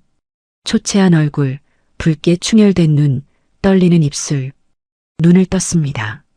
백미러로 자신의 얼굴을 봤어요. 피곤해 보였습니다. 하지만 눈빛만큼은 흔들리지 않았어요. 집 안으로 들어서자 거실에서 육아 도우미가 민준이를 안고 있었어요. 왔어요? 도우미가 웃으며 말했습니다. 태우는 고개를 끄덕이며 다가갔어요. 민준이를 안았습니다. 아이는 태윤을 보고 웃었습니다. 작은 손을 뻗어 태윤 얼굴을 만졌어요. 태윤은 아이를 꽉 안았습니다. 눈가가 뜨거워졌어요. 하지만 참았습니다. 그저 아이를 안고 창가로 갔어요. 창밖으로 서울 시내가 보였습니다. 해가 지고 있었어요. 빌딩 사이로 붉은 석양이 내려앉고 있었습니다. 태윤은 아이를 안은 채 그 풍경을 바라봤어요. 민준아. 작게 중얼거렸습니다. 아빠가 잘 키울게. 아이는 태윤 품에서 스르륵 잠들었습니다. 고른 숨소리가 들렸어요. 도시의 불빛들이 하나둘 켜지기 시작했습니다. 긴 하루가 끝나고 있었어요. 며칠이 지났습니다. 태윤은 회사 집무실에서 서류를 보고 있었어요. 신규 프로젝트 계약서였습니다. 그런데 집중이 되지 않았어요. 자꾸만 다른 생각이 떠올랐습니다. 채은과 준호. 그 두 아이들이요. 태윤은 펜을 내려놓았습니다. 의자에 기댄 채 천장을 올려다봤습니다. 그 아이들은 지금 어떻게 지내고 있을까? 미나도 없고 윤도혁도 사라졌어요. 아이들에게는 아무도 남지 않았습니다. 핸드폰을 꺼내 도연에게 전화를 걸었어요. 윤채은, 윤준호. 그 아이들 지금 어디 있는지 알아봐줘. 알겠습니다. 도연은 묻지 않았어요. 태윤이 왜 그런지 이미 알고 있는 것 같았습니다. 다음 날 오후 도연이 정보를 가져왔습니다. 땡땡 아동복지재단에 있습니다. 경기도 땡땡시에 있는 시설이고요. 태윤은 주소를 받아 적었어요. 도연은 고개를 끄덕이고 나갔습니다. 토요일 아침이었습니다. 태윤은 평소와 다른 옷을 입었어요. 정장이 아니라 편한 셔츠와 청바지였습니다. 거울을 봤어요. 낯선 모습이었습니다. 하지만 오늘은 이게 맞았어요. 차를 몰고 경기도로 향했습니다. 내비게이션이 안내했어요. 1시간쯤 걸렸습니다. 도시를 벗어나자 풍경이 달라졌어요. 논밭이 펼쳐져 있었고 아파트 대신 낮은 주택들이 보였습니다. 재단 건물이 나타났습니다. 3층짜리 건물이었어요. 흰색 페인트가 칠해져 있었고 앞마당에는 작은 운동장이 있었습니다. 태윤은 입구 앞 주차장에 차를 세웠어요. 차에서 내렸습니다. 운동장 쪽을 봤어요. 아이들이 뛰어놀고 있었습니다. 축구를 하는 아이들, 그네를 타는 아이들, 벤치에 앉아 이야기하는 아이들. 봄 햇살 아래서 아이들은 웃고 있었어요. 태윤은 그 모습을 한참 지켜봤습니다. 아이들 사이로 채은이 보였어요. 벤치에 혼자 앉아 있었습니다. 무릎을 꼭 끌어안고 있었어요. 표정은 굳어 있었습니다. 다른 아이들처럼 웃지 않았어요. 잠시 후 작은 아이가 채은에게 다가갔습니다. 준호였어요. 채은이 준호를 안았습니다. 그 모습을 보는 태윤의 가슴이 먹먹해졌어요. 재단 건물 안으로 들어갔습니다. 접수대가 있었어요. 직원이 웃으며 맞았습니다. 어떻게 오셨어요? 원장님 계십니까? 네, 계십니다. 누구시라고 전해드릴까요? 태윤은 명함을 꺼냈어요. 직원이 명함을 보고 눈이 커졌습니다. 잠시 후 원장실로 안내됐습니다. 50대쯤 되어 보이는 여성이 일어서서 맞았어요. 강태윤 사장님이시죠? 뵙게 되어 영광입니다. 악수를 나눴습니다. 앉으세요. 원장이 소파를 가리켰어요. 무슨 일로 오셨는지 원장이 조심스럽게 물었습니다. 태우는 잠시 망설이다가 말했어요. 윤채은, 윤준호. 그 아이들 때문에 왔습니다. 원장의 표정이 조금 굳었어요. 아, 그 아이들을 어떻게 지내고 있습니까? 태윤이 물었습니다. 원장은 한숨을 쉬었어요. 솔직히 쉽지 않습니다. 특히 채은이가요. 거의 말을 안 해요. 밥도 잘 안 먹고요. 태윤은 주먹을 쥐었습니다. 준호는요? 준호는 아직 어려서 상황을 잘 모르는 것 같습니다. 그래도 언니만 찾아요. 태윤은 창밖을 봤습니다. 운동장이 보였어요. 채은과 준호가 여전히 벤치에 앉아 있었습니다. 심리 상담은 받고 있습니까? 네, 주 2회 받고 있습니다. 하지만 시간이 필요할 것 같아요. 태윤은 고개를 끄덕였습니다. 제가 그 아이들을 돕고 싶습니다. 원장이 태윤을 봤어요. 어떤 도움을 생각하시는지요? 치료비, 교육비, 심리상담비. 필요한 모든 지원을 하겠습니다.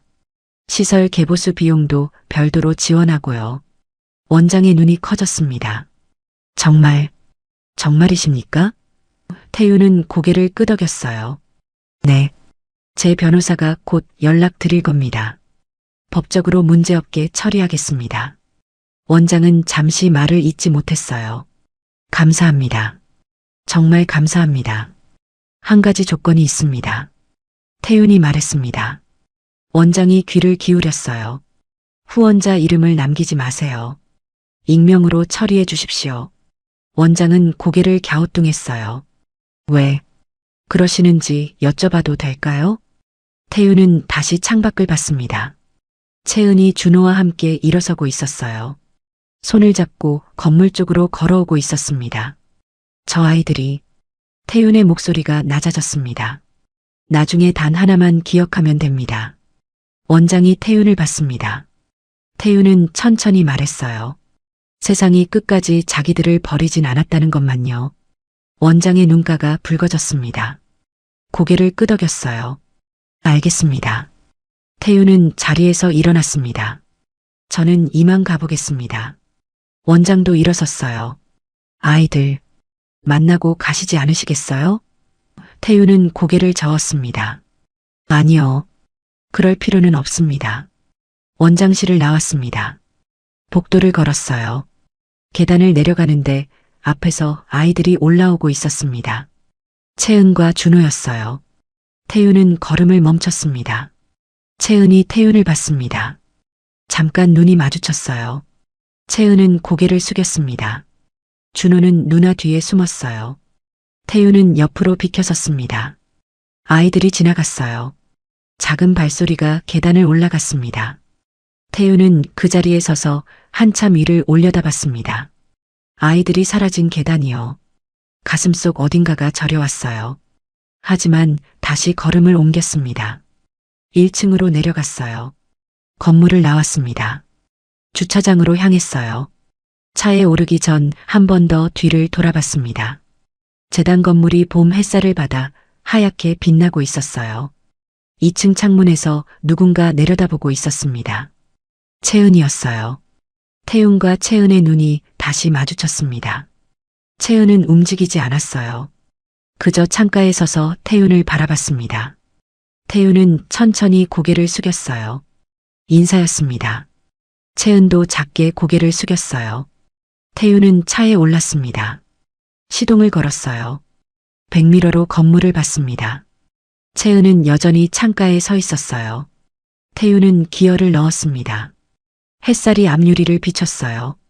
따스한 봄 햇살이었습니다. 태윤은 벅차오르는 감정을 삼키며 핸들을 쥔 손에 힘을 주었습니다. 너희 잘못이 아니다. 그저 어른들이 견디지 못하고 무너져 내린 것뿐이지. 입술 사이로 새어나온 혼잣말이 차 안의 공기를 무겁게 적셨습니다. 무너진 잔해 속에서도 꽃은 피어나니까. 너희 인생은 이제부터 시작이야. 눈가가 뜨거워졌습니다. 고속도로를 달려 어느새 서울이 가까워졌습니다. 빌딩들이 보이기 시작했어요. 태윤의 핸드폰이 울렸습니다. 육아 도우미였어요. 사장님, 민준이가 잘 놀고 있어요. 언제쯤 오세요? 1시간 뒤에 도착할 것 같습니다. 알겠습니다. 전화를 끊었습니다. 태우는 미소를 지었어요. 작은 미소였습니다. 강변북로를 달렸습니다. 집에 도착했습니다.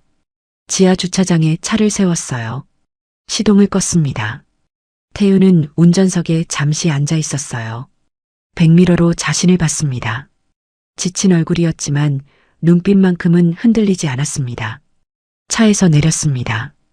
엘리베이터를 타고 거울에 비친 자신의 모습을 봤습니다. 지난 몇 달간 많은 일이 있었어요. 사랑에 배신당했고 믿었던 결혼은 거짓이었고 막 태어난 아이는 아픔을 안고 태어났습니다. 하지만 태우는 여전히 서 있었습니다. 무너지지 않았어요. 그리고 끝까지 사람답게 남는 선택을 했습니다. 엘리베이터가 멈췄어요. 문이 열렸습니다. 집 문을 열었습니다. 왔어요? 육아 도우미가 웃으며 맞았어요. 거실에서는 민준이가 놀이 매트 위에서 놀고 있었습니다. 태우는 신발을 벗고 들어갔어요. 민준이에게 다가갔습니다. 민준아.